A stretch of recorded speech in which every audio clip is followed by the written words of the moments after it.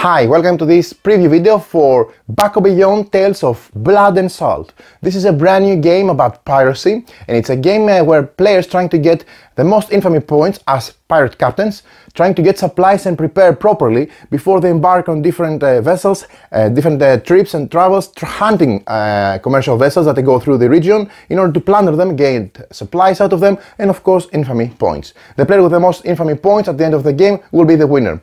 The game has three phases, and the first phase is a preparation phase where players, through a worker placement action mechanism and main action, they get a lot of different supplies and prepare for the things that are going to happen ahead.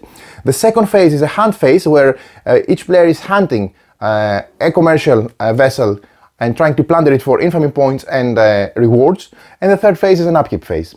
Now, the game has some very unique and cool ideas. First of all, the worker placement aspect is really nice because you can either do worker placement with time tokens, representing the time that your captain spends in order to get different things from different locations on the board, and you can do lots of different things, spending the whole amount of time tokens you have, but you decide on which locations to go, and each location has a different requirement, and a lot of people can take actions over there. And there is also a second layer on worker placement where you have just a single meeple, single worker, which is your captain of course, and then some location tokens are randomly shuffled and placed on around the board, and these are changing based on the round.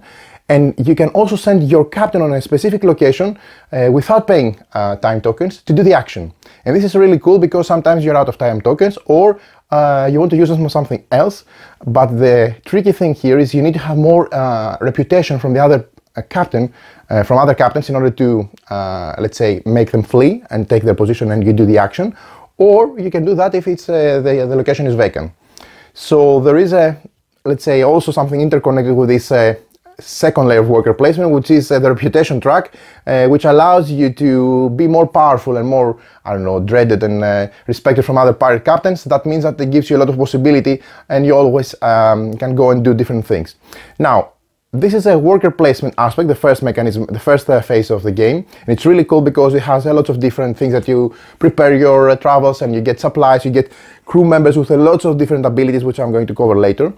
But the second aspect is really cool because you have the hunt. And the hunt is you're trying to hunt a vessel, a commercial vessel, going through the area and trying to plunder it for different resources and different infamy points, etc.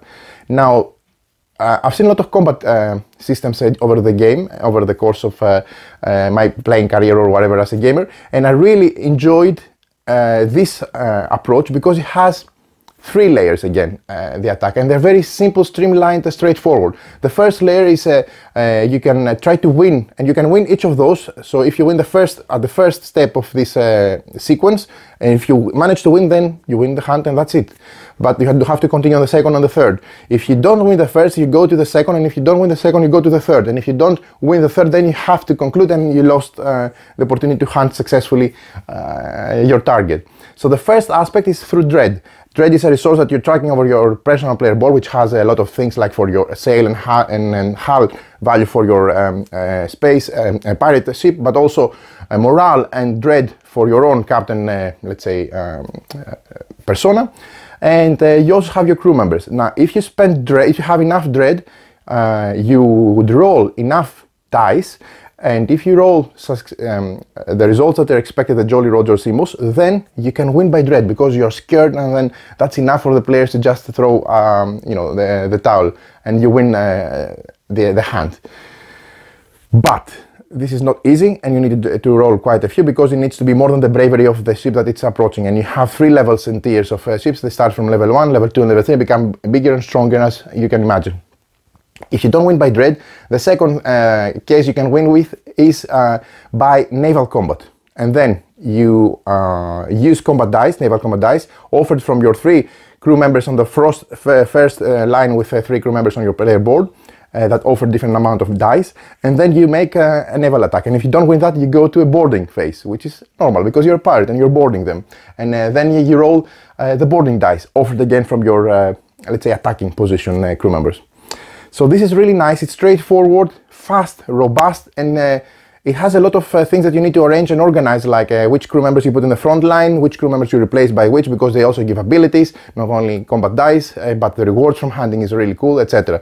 And the third phase is the hunt phase, it's the upkeep phase. So, a very, very nice designed and straightforward flow of the round of the game, because the game lasts 5 rounds.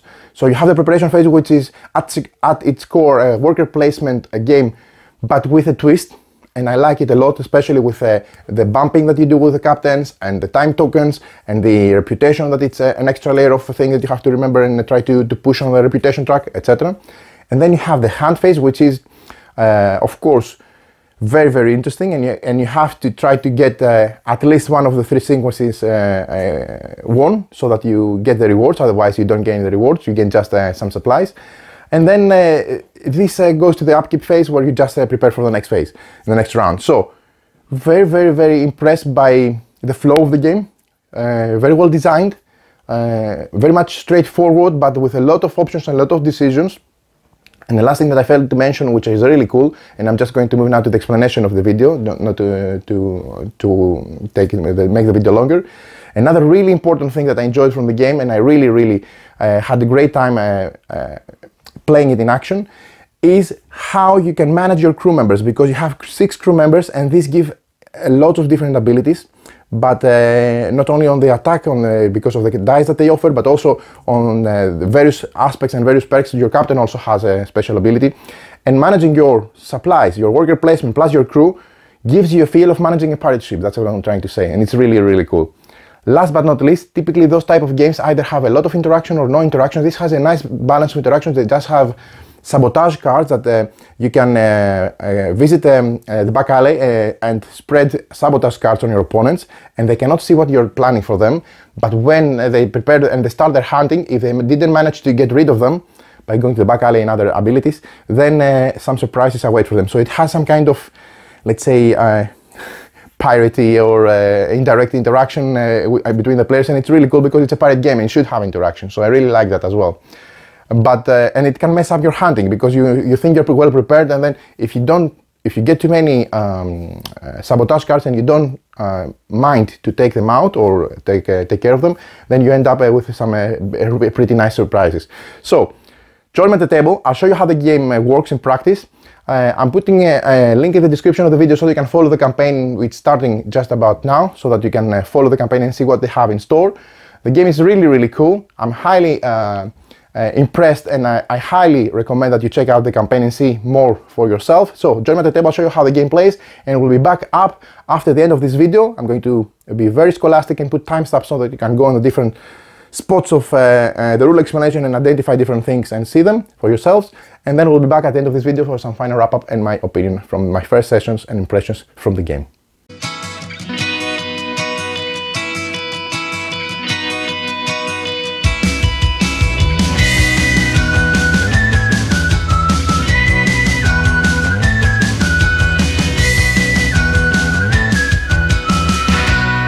Pirate life awaits. Across the ocean, a new world awaits, rife with opportunity and loot. Far from the old authorities, far from everything, but is far enough or not. Embark on a journey, be remembered as the most infamous pirate, and amass a fortune beyond any other. Lost in storm seas lies an uncharted island, one the pirates call home.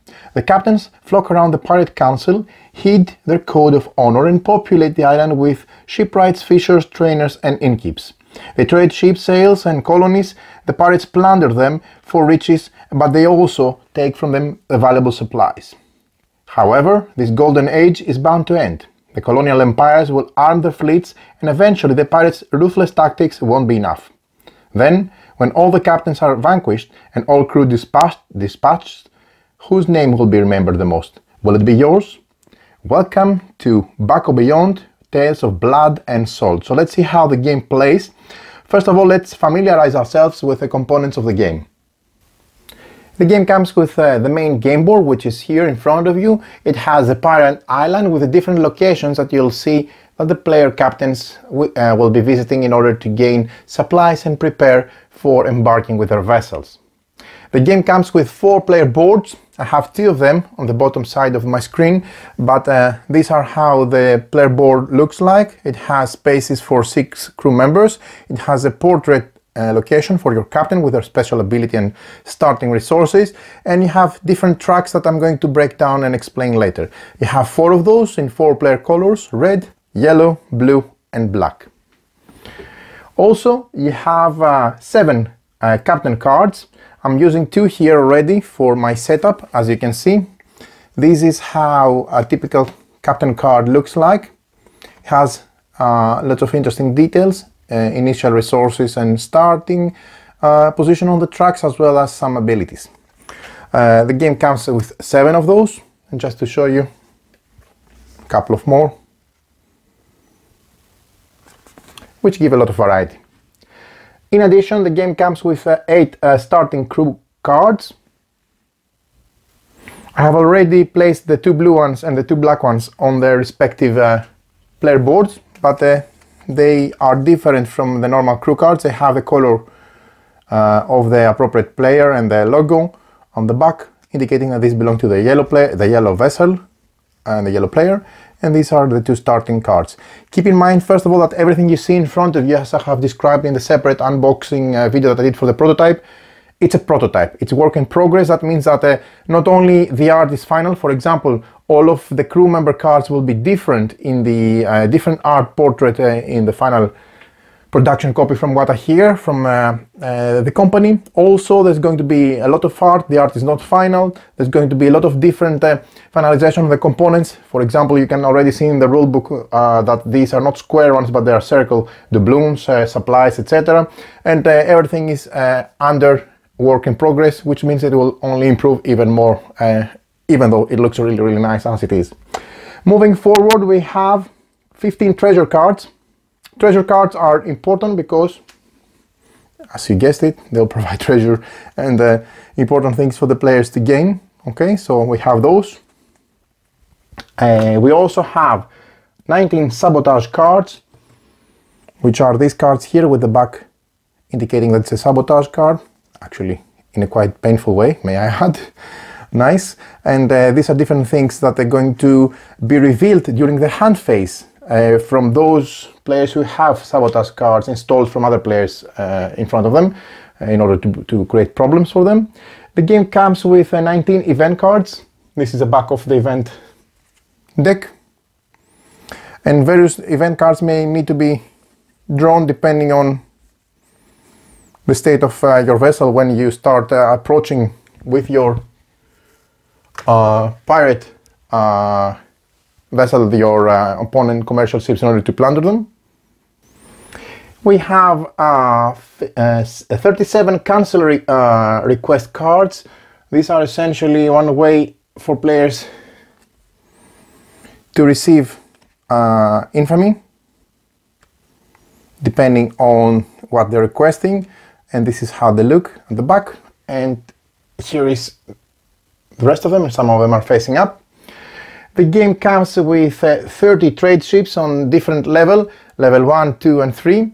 I'm showing you the back of level 1, level 2 and level 3, and here I have already populated from the level 1 deck in order to make the game setup. We're going to explain how this works later. Just to show you a typical commercial ship, how it looks like, the plundering and the different stats. So when you're going for hunting, you need to be able to address those so that you know what to expect there during the hunting phase. The game comes also with 70 doubloon tokens. These are going to be circular, if I'm not mistaken, at least they look circular in the rulebook, and they're going to be doubloons. We have also ram tokens. There are 35 of those in denominations of 1 and 5. RAM is very precious in the game. You need it for various things. You also have 45 food tokens in denominations of 1, 5 and 10. And the food, yes, we're pirates, so it has to be fish, right? It's what we have around us. Also you have some additional tokens. There are the exhaustion tokens, which are these, showing an exhausted pirate skull. And last but not least, we have the wound tokens, which are those tokens that I put them over there at the corner, the bottom of the game board. There's no specific space for them, just put them there for the moment. We also have the starting player token, which is going to be a custom token, of course, and not a square one. And then we have 4 Captain Meeples. I see them silk imprinted on the rulebook. Don't know if they're going to be. You're going to have to follow the link in the description of the video for the Kickstarter campaign page. Is launching soon. These are just prototype tokens, and they're going to be custom meeple with a screen silk printed, if I'm not mistaken. You have 6 naval dice and 6 boarding dice, just to show you one of those. These are the naval one. Again, these are prototype dice with stickers. And this is a naval die. Sorry, a boarding die for when you have the boarding phase of your attack. Actually, attack is really cool in this game. I'm going to explain later on. Then we have 16 trackers. They're going to be on the player color that they're going to be used to track, as I'm going to show you the stats on your player board. These are the circular discs that are used for tracking the different stats on your vessel and, for example, morale, etc. And these are going to be on the specific colors of each player. On top of your starting crew cards, you're going to be gaining a lot of different crew members, and this is the back of the crew card. And again, here you just see a couple of portraits, but they're going to be unique from what I understand, and this is what the information available from the publisher is indicating. Unique portrait for each of those crew members. That's cool, because you're going to have different portraits and different, together with different abilities and different function of each of those crew members. And you have quite a few of those. Then we have the round tracker, which is going to be something like that, indicating which round of the game we're playing. The game plays in 5 rounds, as we're going to see. Finally, we have the D4, a trade ship die, which is used to populate in the different slots the commercial ships. And then last but not least, we have the 5 location tokens lettered from A to E. These are here, and these are 5 in total. So these are all the components of the game. Now let's dive deeper. Goal of the game. The captain with the most infamy points at the end of the 5th round wins the game, and you gain infamy by fulfilling cancel requests and plundering trade ships. The icon of the infamy is this one, and you're going to find it again on various cancel request cards. Once you fulfill them, you're going to gain this amount of infamy points, or when you manage to plunder successfully and win the different commercial vessels, you're going to get a specific number of infamy points. Essentially, all these are the victory points of the game, and you're trying to accumulate as many as possible. Now, let's quickly go through the setup. First of all, we put the game board in the center of the table, as well as any dice and general tokens and markers. You place the round tracker on the first space of the round track, that is over here, indicating that this is the first round, and the game is going to be played all the way up to 5 rounds in total. Then you shuffle all the cancel request cards into a common deck. It's this deck over here, as I have shown to you before. We shuffle them thoroughly, and we do the same with the event cards, the sabotage cards, the treasure cards, and the crew cards. I'm keeping everything compact for video filming purposes, but in theory, you shuffle your treasure cards and you put them close to the treasure coast. Then you shuffle the sabotage cards and you keep them close to the back alley, so it could be below here or anyway to the left. Respectively, the event deck needs to be kept close to the harbor, which is over there. And last, we have the crew cards. Okay, I'm squeezing everything close together for filming purposes again, but the crew cards can be kept below your player board, and you need to have a row of crew cards face up, which I'm going to explain now. But again, not everything has to be so compact close together. I'm just doing it for filming my video, fitting everything in the screen. So, first of all, we choose the first player with a method of our choosing. It is recommended that you randomly select a player who wear the pirate outfit with the most panache, and that player takes the first player token.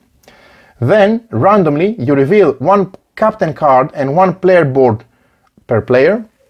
So, we keep the captain cards face down, shuffle them, and we reveal one captain card per player. And the same we do with the player boards. We will shuffle them and then reveal one per player. So if we're playing a two-player game, we'll reveal two player boards and two captain cards. Then, starting with the first player and going clockwise, each player takes a captain card of their choosing. So they decide which of the ones available they want to pick up. So they pick up the captain they want. Everyone does the same, going in clockwise fashion. And then once this is done, and once every player has a captain in their possession, starting with the last player and going counterclockwise, each player selects a ship board and they pick it up as their vessel. So let's say I'm the last one to select a captain card. I will be the first one to select a player board. And I'm mentioning that because they don't have the same stats, okay? Starting stats, that is. And then I select, if I'm the last one to select a dragon, a captain, I'm the first one to select a vessel, a pirate ship, and then we go counterclockwise. Each player takes their starting crew cards matching their ship and the resources printed on the left side of their captain card. You see, I selected Blackbeard, let's say. That means that I'm going to start with 15 doubloons, 16 foot, 2 ram, and these are the stats that I'm going to have on my player board for the respective trackers here, indicating dread and morale respectively. So everything on the left side of my captain are my starting resources or position on the tracks. Below you can see the ability, and here is a portrait of my captain. This is Blackbeard. Each captain sets their morale and dread value according to their captain's stats card.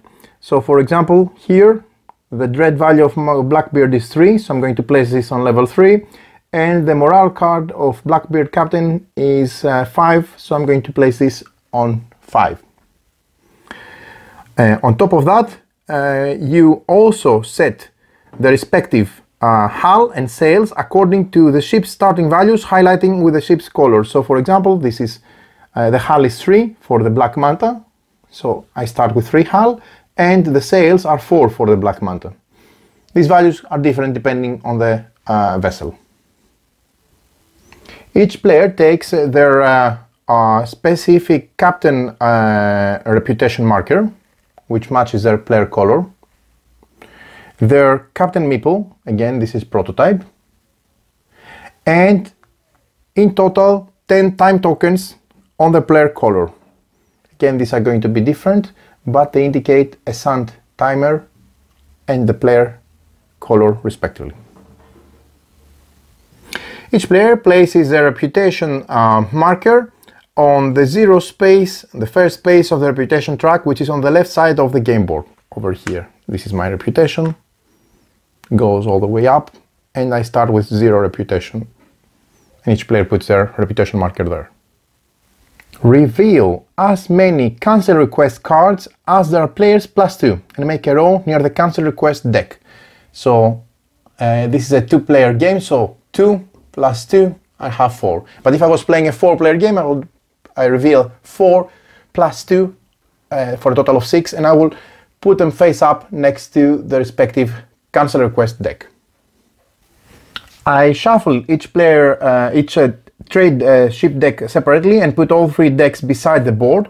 Again, remind you, there are 3 levels, level 1, level 2 and level 3, and you can see the level on the back of each of those decks respectively. I shuffle each of those 3 decks thoroughly and put them clear next to the board, and then I reveal as many cards from the trade ship deck 1 as there are players +1. So for each trade ship you roll the trade ship die and then place the card in the matching slot on the board. So this is from the previous demonstration. So what I would do here, I would take the deck number 1, shuffle it thoroughly, and then reveal as many cards as player count +1. In a 2-player game it will be 2 + 1, 3, okay? So I reveal them, and for each of those I roll the die during setup to place them on the respective slots. So this is number 4, goes here.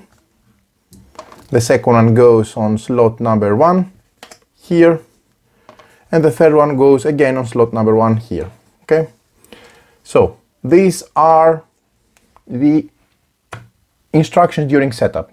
You could end up having in one of the slots more than 1 cards, or in some of the slots none cards during setup, depending on your player count and what you rolled on the die, on the d4.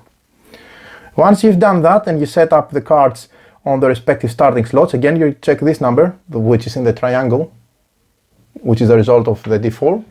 Then you take as many location tokens as there are players, okay?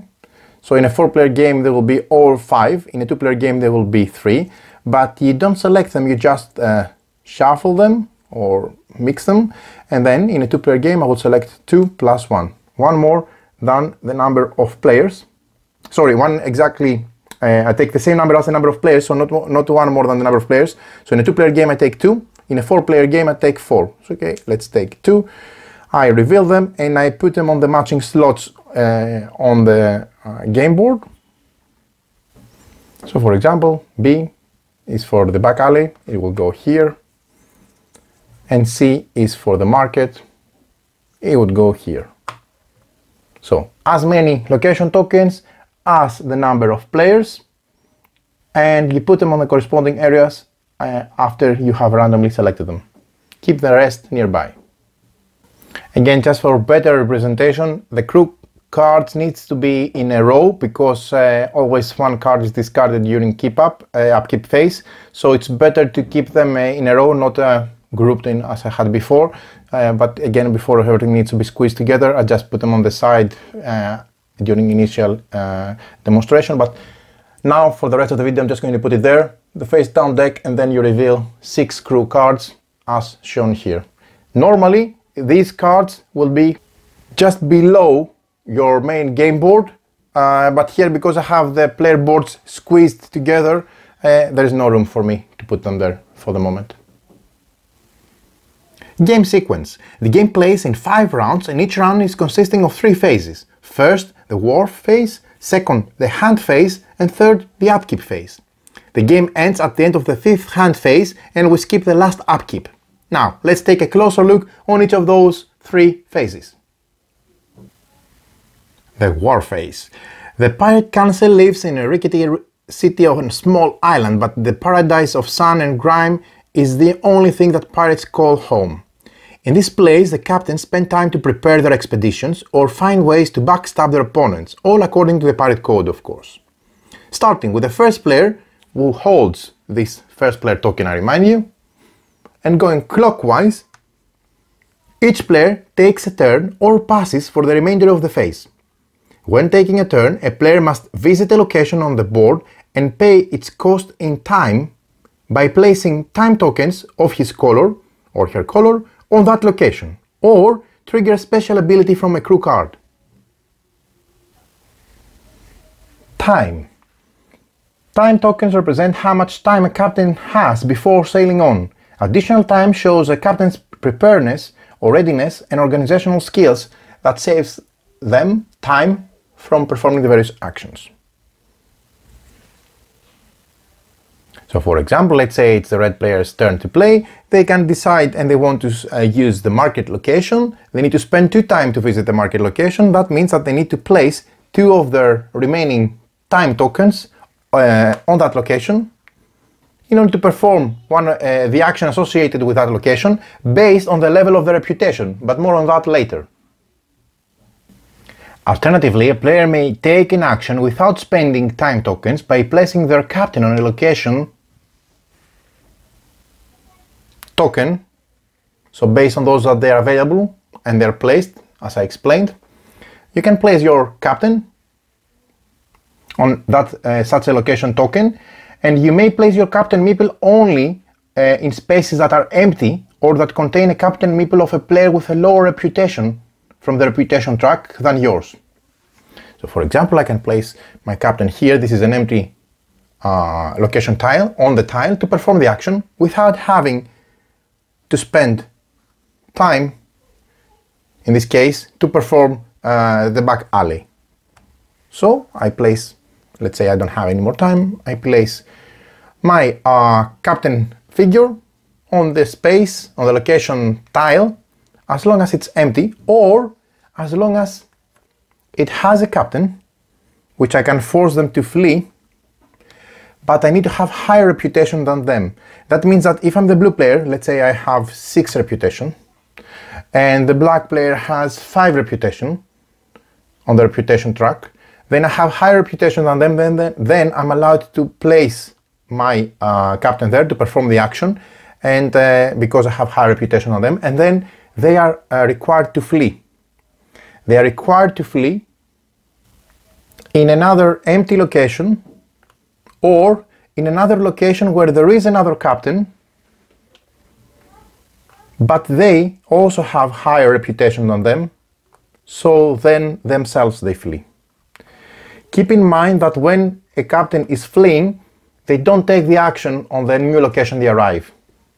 And also, if for some reason all the possible locations are blocked, or you cannot push out a captain because they all have higher reputation than you, then you don't move out of this location, you stay there, but that doesn't prevent, of course, a captain with high reputation to take their action, as I said. Last but not least, when a player visits a location, they must take an available action. So, for example, during my first position here, placement here, I need to take the available action. If I'm unable to take any of its available actions, then the player, if they cannot take that action, they must pass, and then when all players have passed, the war phase has ended. Locations. Now, let's take a closer look on each of those locations. Most of the locations scale on captain's reputation. When a player visits such a location, they take the action that corresponds to their reputation tier. The reputation is tracked on the respective reputation track location, and keep in mind, the higher up on this track, the more reputation you have. Council Hall, which is this location over here, location A. This location provides a benefit based on your tier. If your reputation is on tier 1, you have the first option.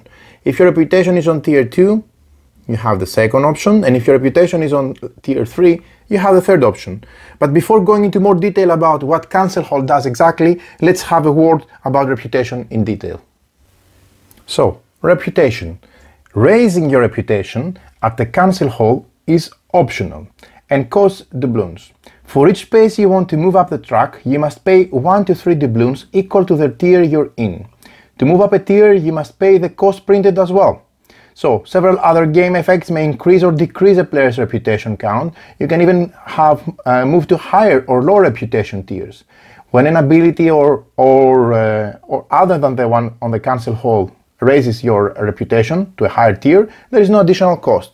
So, for example, if I want to raise my reputation by 1 here, I will need to pay 1 as long as I am in the first tier. If I'm in the second tier and I want to raise my reputation, I need to pay 2.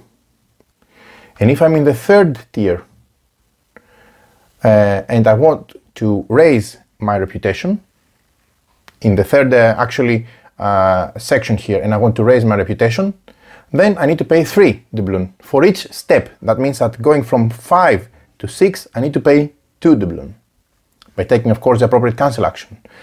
Also, when you want to jump from here to 3 to go to 4, you see when you cross reputation tiers, you have to pay the pre-printed cost. So, for example, if I want to go from 3 to 4, I need to pay 3 doubloons by taking, of course, the appropriate action. While if I want to go from 7 to 8, I need to pay 4 doubloons. So let's go back close up on the cancel hole.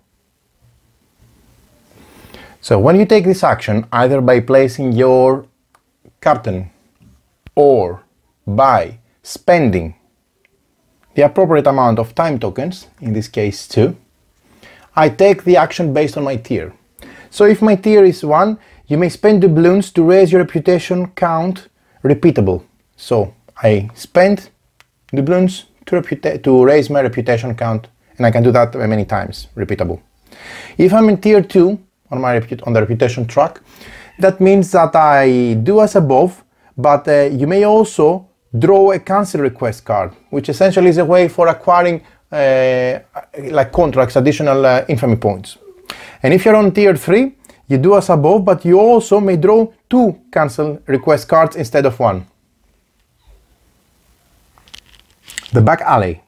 If you use this location by spending time, you need to spend 2 time tokens as indicated here. If you're at tier 1 reputation, you may pay 1 RAM or 5 doubloons to discard a sabotage card played against you. I remind you, these are the sabotage cards, but even if they're played in front of you, they're only revealed at the beginning of the hand phase. More on that later. So again, you may pay 1 RAM or 5 doubloons to discard a sabotage card placed against you without looking at it, repeatable. Or you can draw a sabotage card per opponent and deal 1 to each opponent face down. These cards cannot be looked at any time until they are revealed at the beginning of the hand phase. However, special abilities might help players to look at sabotage cards in front of them. If you're at tier 2, below, as above, but first of all, when drawing sabotage cards, you draw an additional card, and after dealing 1 card per opponent, the remaining sabotage card is discarded. And if you're at tier 3, the same like before, but when drawing sabotage cards, you draw 2 additional cards instead, and after dealing 1 card per opponent, so every opponent is not going to get 1, except from you, the remaining additional surplus of 2 sabotage cards are discarded. The market. It requires 2 time tokens if you're spending time tokens to use the action, or of course you can do it without spending any time tokens if you use your captain. But regardless of how you approach to use it, if you're on tier 1, repeatable, you buy 1 food for 1 doubloon or 1 RAM for 6 doubloons. Tier 2, same like before, but the price of RAM is decreased to 4 doubloons each, which is cheaper. And tier 3, same like before, but the RAM decrease again for 2 doubloons each, which is the cheapest option. The tavern requires 3 time tokens if you're using time tokens. If you're at tier 1, you spend 6 doubloons to raise your morale by 1, repeatable, or recruit a crew member from the row by paying the cost in doubloons. This is not repeatable, so you only recruit 1 card, but you can raise your morale as much as you pay, 6 doubloons for each space. If you're at tier 2, same like before, but gaining morale costs only 4 doubloons each instead. And when recruiting, you look at the top of the crew deck, choosing to recruit either from the top one that you revealed or any unrecruited crew card you have from the row which is in front of you. So you have the full row plus the one that you just revealed. This is only revealed to you. Once you are done, any unrecruited crew cards, if you didn't pick up the one from the top of the deck, are returned at the top of the deck, again face down. Tier 3, same like before, but gaining morale costs 2 doubloons each, and when you're recruiting, you may look at the top 2 cards of the crew deck and choose to recruit one of them instead, and put any unrecruited crew cards you looked on top of the deck face down. Now it's a good opportunity to talk about recruiting crew. When recruiting, you spend doubloons equal to the cost printed on the top right side of the card. You see, each crew card has a cost on the top right side of it. This is a cost for recruiting that card. You place a new crew member in a space on your shipboard, discarding any existing crew member if your shipboard was full to make room for the new crew member. That means that I can place it in any free spot, okay? And I have 6 crew member slots to put crew members. Again, the portraits and the art will be different in the final version. But if they're all full, I can discard each of those to put one in its place. The crew members on the top row of your ship will provide their dice in combat, while the bottom will not. That means that, let's say, for example, I'm somehow like that, full house, 6 crew members on my pirate vessel. only the first 3 will provide their dice in the upcoming hand phase. The second row does not provide any dice, so you need to think carefully if you place them on the first row or in the second row, because the second row you ignore their dice, only the first row they add their dice. So in this case I have 2 black, 1 white, 4 white, 1 black and 1 white in addition, all of them together I mean, for rolling. So make it count as you want to play the game. Keep in mind that whenever you recruit a crew member, you may rearrange who is on top row and who is on the bottom row. So if I take this one, for example, it's a new one, and it offers a good variety, for example, because it has 2 white, maybe I put those back and this one on the front. That's up to me. After recruiting from the row, you slide all the crew cards to fill the gap and reveal a new card. So every card is going to slide 1 slot, and then I'm going to reveal 1 new card, so that there are always 6 cards available. The docks. If you are on tier 1, you may spend 6 doubloons to improve your hull or your sails by 1, and you can do that repeatable. Your hull and your sail values can never exceed what is printed on your ship board, which is the maximum of their capabilities. If you're on tier 2, same like before, but the cost is of an improvement is 4 instead of 6. And if you're on tier 3, same like before, but the cost of improvement is just 2 instead of the previous most expensive solutions. Also keep in mind that when you use the docks, if you use them by time, you need to spend 3 time tokens as indicated on the location. The treasure beach costs 2 time tokens. If you're using time tokens, actually you cannot use your pirate here because there is no space for a location token. So you either gain 2 doubloons or look on the, for a treasure, drawing the top 2 cards of the treasure deck, choosing 1 to keep and then putting the one at the bottom of the deck. Again, this is the only action that does not scale with your reputation tier. And you can never have more than 2 treasure cards in hand. Whenever you have more than 2 cards, discard down to 2, and treasure cards remain hidden from the rest of the players and can be used when the situation applies, and they provide a bonus or special effect, and they can then be discarded. So, for example, I take 2 cards from here by spending 2 time tokens, examine them, decide to keep 1. Okay, that gives me some nice abilities for boarding, or share the gems among the crew and you gain 3 morale. I think I would go for the morale. That means that the one goes at the bottom of the deck and then I can apply the effect. I can keep it hidden and apply it whenever it makes more sense for me. So if I'm already at the end of this track, maybe that then not the best time to spend it. Just keep it when I'm low on morale or I need more morale for whatever reason. The harbor. The harbor holds all time tokens that were placed in it. It has no specific number of value for time tokens to be spent there. So when taking the harbor action, you place any amount of time tokens on the harbor, provided you place at least 1 and that your total placed on the harbor never equals the total number of time tokens placed by another player. So for example, this is not valid because for the yellow player to place tokens here, they can place at least 1, but they can never have the same number of tokens. So here I have 5 tokens for the blue, 4 tokens for the red, and 2 tokens for the black player. So I either can place 1 or 3 or 6. So let's say I place 3. The second phase is the hunt. A few times each season, the empires of the Western world launch expeditions and trade ships to the colonies. That's when the captains ready their sails and cannons. Now it's the time to plunder. Any player whose ship is on hull 0 or sails 0 or has 0 time tokens placed on the harbor location here skips the entire hunt. Players take their hunt phase successively, starting with the player with the most time tokens placed on the harbor location spot, and then the player with the second largest amount of time tokens and the third largest one, and so on.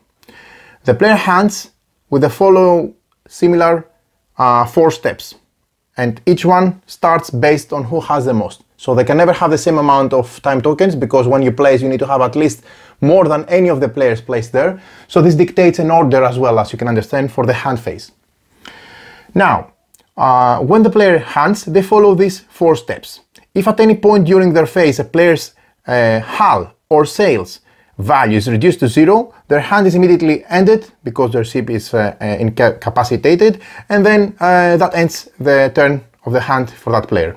Once all players have played through their hand phase, if they were able to do so, you move to the upkeep phase. If it's the 5th round, the game ends and you now tally the scores. Now, the 4 steps of the hand, if it's your turn to hand, are the same for each time, and these are the same, the following. First, you choose a trade ship. From the ones available that they have been spotted, you choose one target trade vessel. That's the first step. The second step is you reveal any sabotage cards. Remember that other players may have played sabotage cards in front of you when they were visiting the back alley. So now it's the time that if you haven't discarded any of those by going also to the back alley, then you need to reveal them, and then you need to apply their effect. For example, this one asks the player who is hunting to decrease the morale by 2. Okay, and it could be all sorts of different things, and you can have a different amount of total sabotage cards for you to be inflicted upon you once you start hunting. You keep those in front of you. Some cards do not subtract resources and will remove stats and dice successes during combat. So because we don't track any successes yet, because we haven't started attacking, you keep those next to you as a reminder. The third thing you do is you travel. Now, for traveling, you subtract your ship sails. So let's say, for example, my sails are at 4 with Black Manta.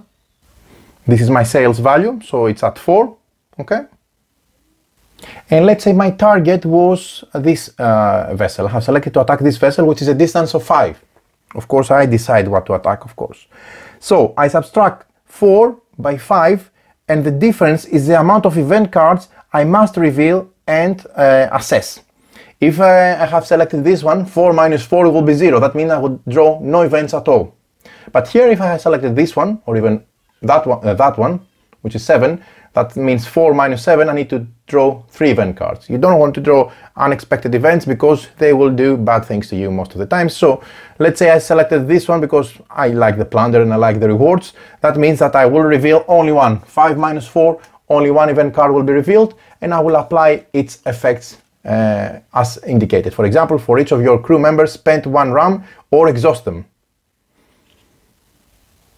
You reveal these cards one after the other, and you apply all the effects of a card before revealing the next one. Some cards do not subtract resources and will remove stats and die successes during combat, and then you keep those similarly close to you as a reminder until they take effect. The spyglass. Most events have their effects that they are dangerous, or they can be less dangerous or avoided altogether by spending a spyglass. How spyglasses mitigate events is shown on the cards themselves, and spyglasses can be found by crew members. For example, this crew member allows you to spend a ram to get a spyglass. Okay? And again, some events may mitigate or make an event less dangerous. If you spend a spyglass, add 1 more event instead of 2. If you are to keep adding, and all sorts of different things.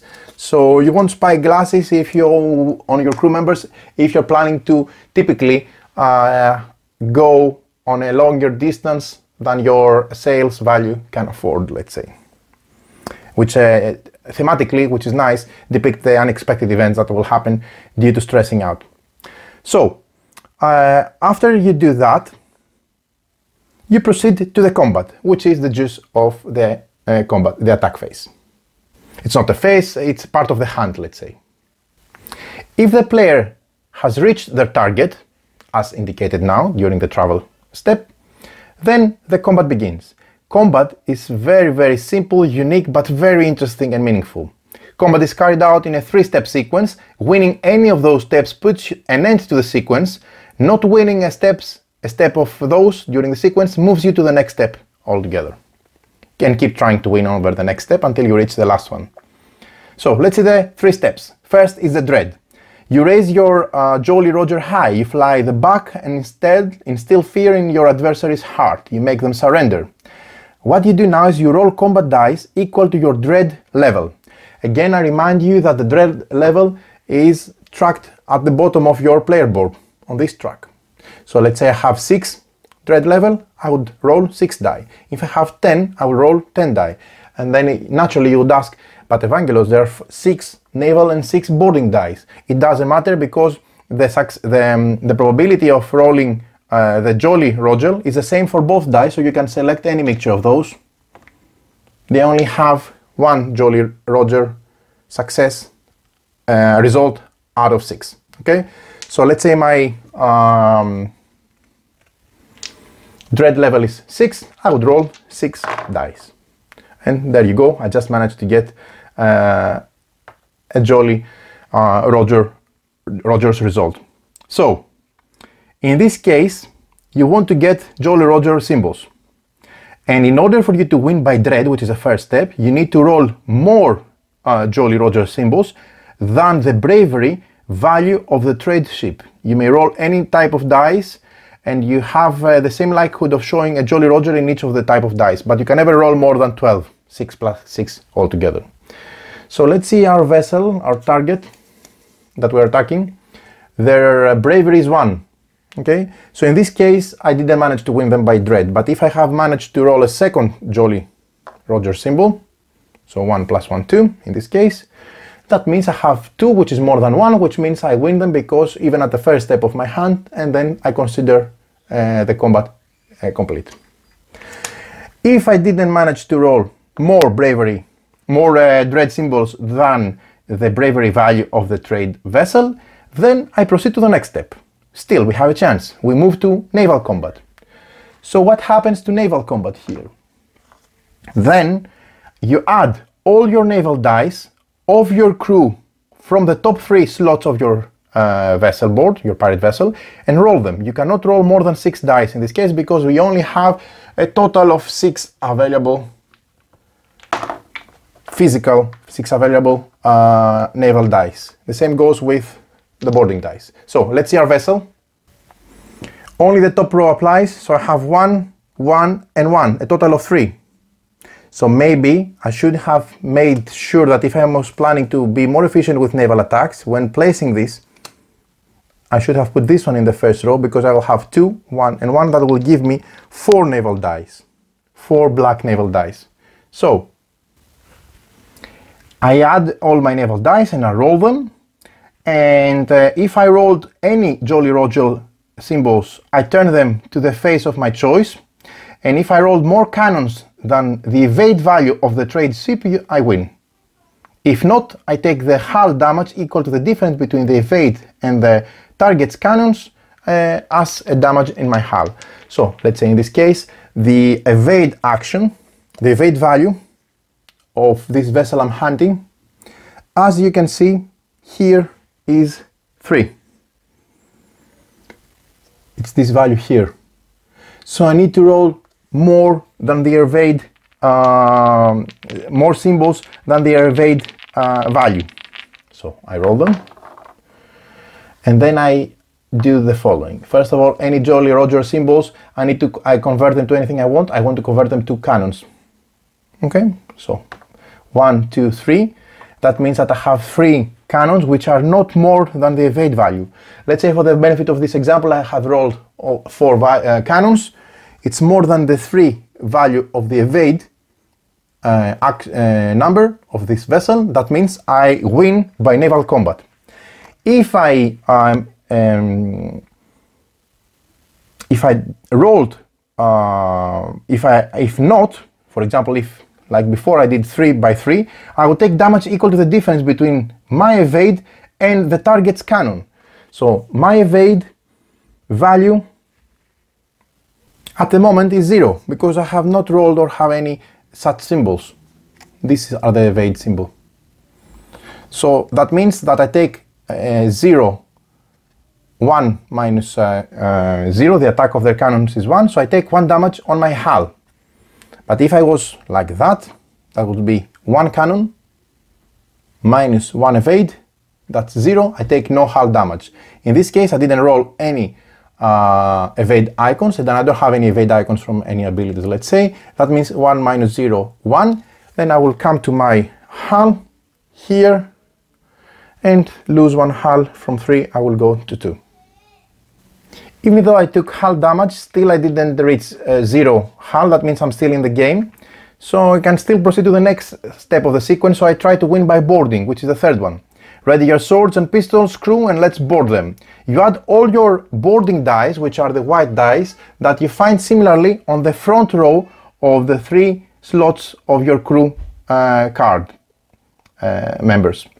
And you roll them. You cannot roll more than 6 die. So let's say again for my case here, as you can see, the first row has those 3 crew members that they add 1 plus 1, 2 plus 2, 4 boarding dice for me to roll.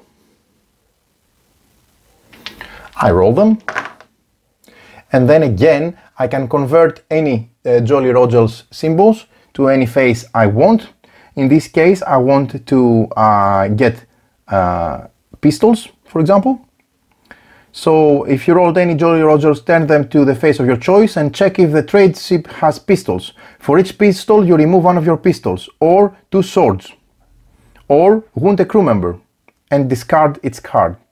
Then check the swords on the trade vessel, and if you have more remaining total pistols plus swords, you win the boarding phase. In this case, I compare, I see if they have any pistols, okay? So I need to remove, for each pistol I need to remove 1 of my own pistols or 2 swords. So it has 2 pistols, that means I need to remove 1, let's say I convert this first of all to a pistol, okay, I have 2 pistols, and I convert this one to swords, okay. I remove 2 pistols for the 2 pistols of the vessel over here, or I remove 1 or 2 swords for a pistol, or I would wound a crew member and discard its card, and then I check the swords of the trade vessel, and if I have more remaining total pistols plus swords, then I win.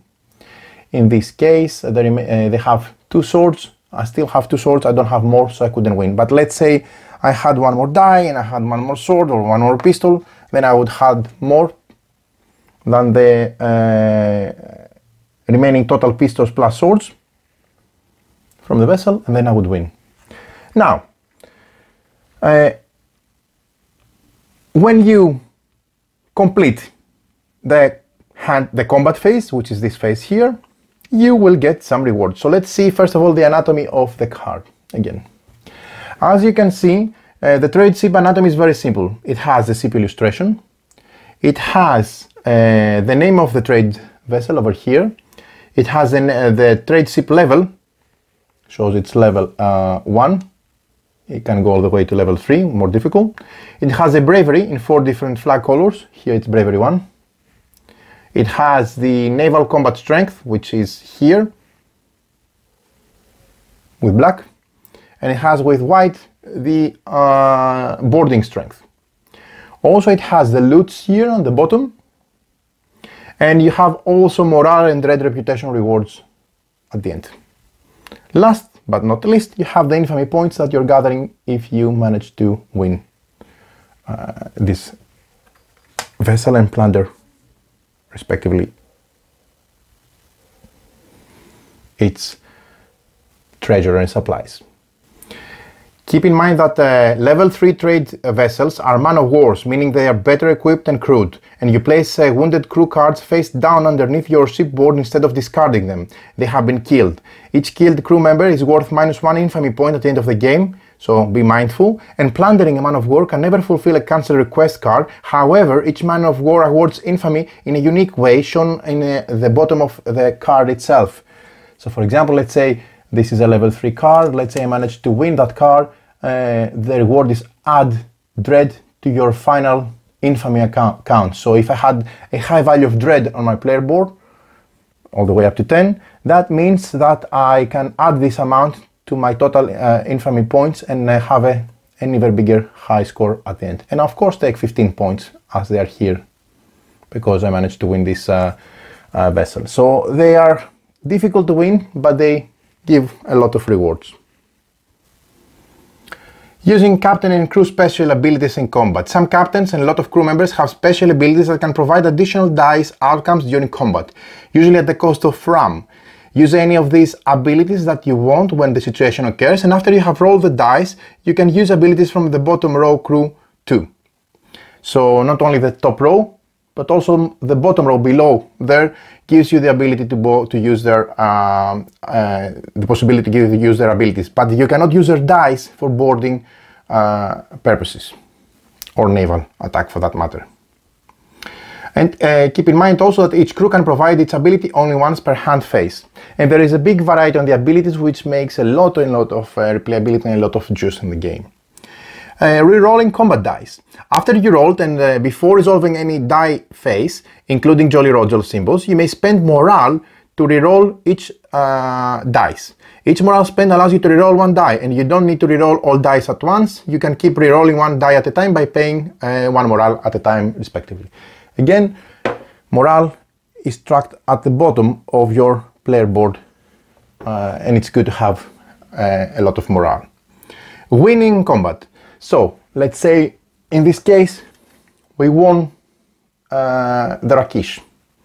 Whenever you win a combat, you take the trade ship card and place it beside your ship board face up. You gain all the rewards printed at the ship: doubloons, food, RAM, dread, morale, and reputation. Also, you score cancel request matching the trade ship you captured, and you take these cards and place them next to you along with the captured ship. Other players cannot score them any longer, and if you have any other cancel request cards in hand drawn during the Wharf Phase, that match that trade ship specifically, as indicated here, the color for example, you reveal them and then you add them to the ones you just scored. The merchants flee. Whenever you lose combat, or if you declare the trade ship as your target and you cannot reach it by traveling, the trade ship flees. You lose the printed values for reputation, dread, and morale for missing your target, which is harsh. But however, the pirate council shows some solidarity towards you and gives you something for your effort, so you gain doubloons, food, and RAM as printed on the ship, but you lose all the rest respectively. So, opportunity lost. Third phase of the game is the Upkeep Phase. Plundering parties leave the crews exhausted or worse. Some might say that the pirates laze for a while, but the truth is that they have to lick their wounds before braving the open sea again. The Upkeep Phase has 3 stages. First stage, feeding the crew. All players pay food and or RAM for each of their crew cards. You may forgo the upkeep of crew card by spending 1 morale, and if you cannot upkeep your crew card either with food, RAM or morale, you need to discard that card. Ouch. If a crew card is exhausted, it stays exhausted. You may unexhaust a card by paying its upkeep cost 1 more time, but you cannot pay morale to unexhaust a crew card. Second stage is time passes. All players collect their spent time tokens from the player board, the game board, and also their captain meeples. The first player token passes to the player on the left, and then you move the round tracker 1 space to the right. If it's on round 2 or 4, on the top here, 2, round 2 or round 4, then you remove all location tokens from the game board and shuffle them with the rest of the location tokens. Randomly draw as many location tokens as there are players and place them in the appropriate spaces on the board, opening more possibilities for your captain placement. Stage 3 for the Upkeep Phase is Where the Wind Goes. If there are still cancel requests, discard them face up. If necessary, create a discard pile next to the cancel request deck. Those cards up here. These are discarded. And then you reveal again as many cancel request cards as there are players +2. If players have any cancel requests in hand, they discard them. Any remaining trade vessel ships here, they move 1 space away. That means that This card is going to come here. This card is going to come here. Or these cards, it could be more than one in each distance section. And the ones that are on distance 7, they are out of, because they went too far and they are discarded. Then you fill the row with trade ship cards from the deck matching the space the round tracker is in.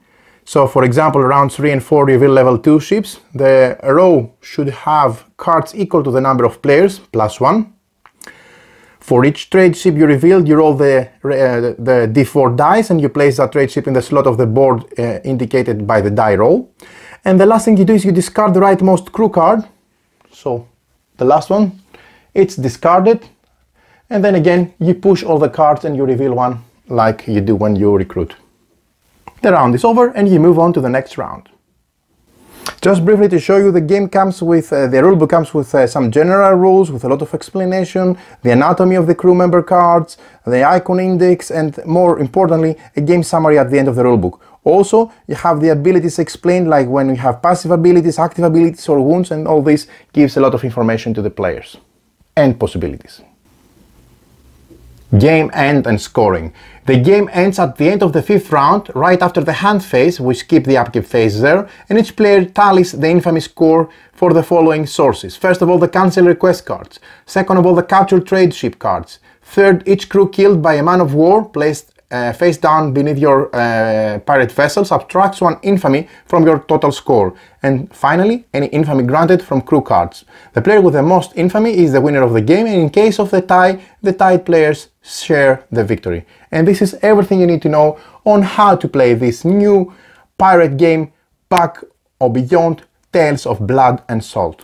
So there you have it. This is Back or Beyond Tales of Blood and Salt.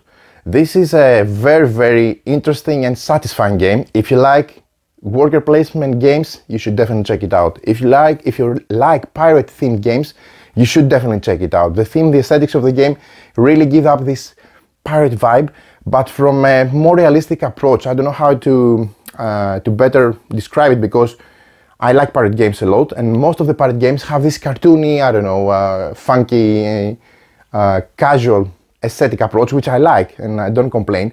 But what I really think that this game makes itself distinguished from the different pirate games out there is that its aesthetic approach is different.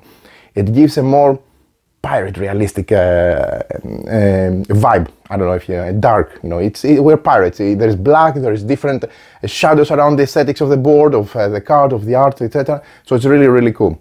The second thing that I like about the game is, at its core, its worker placement. Very simple, very robust, but with enough twist in its DNA to make it interesting, satisfying, refreshing, and highly, highly rewarding. So the worker placement with the time tokens plus your figures, so you have different options there. You also have the reputation to mind, because if you are more scared or I don't know, known for your dread actions, then you can bump other players who have less reputation than you. It's really, really cool. And managing the crew members, the supplies, gives you a nice feel of being in charge of your pirate vessel and trying to organize before of the hand ahead. And then we go to the last part, which is the hand itself. Really, really cool. Typically, I've seen a lot of different combat systems, and I really, really enjoyed this 3-layer aspect of it, 3-layer approach. So you can either win the first step. If you don't, you go to the second step. If you don't, you go to the third step. But in each of those 3 steps, if you take damage in your hull and sails, etc., then that means that you will not be able to continue pursuing the hand, which is makes sense. If you're trying to reach out your target and they fire upon you, and you didn't manage and you get a lot of damage, then that's it. You cannot get close enough to do boarding, or naval combat. So really, really cool. The progression of the game feels just about right, because we have 5 rounds, and each round you are becoming better because you get more crew members with more abilities, but also the commercial vessels become stronger, the rewards become stronger, and the level 3 pirate vessels, commercial vessels, gives you a lot of victory points as well. So this is they're considered man of wars, but if you lose crew members, you lose infamy points, victory points essentially as well. So you need to be mindful. So very, very, very streamlined. It looks like I didn't know about this game. I didn't hear anything about the design before trying it, so I'm really impressed about it. It's the first game I'm playing from these two designers, and it's a really well designed and well crafted framework. So worker placement, pirate theme, enough twists to make it different from I don't know, the crowded competition in the pirate theme games. So check it out. This is Back Beyond Tales of Blood and Salt on Kickstarter, and follow the link in the description below so that you can find more information about the game coming soon on crowdfunding.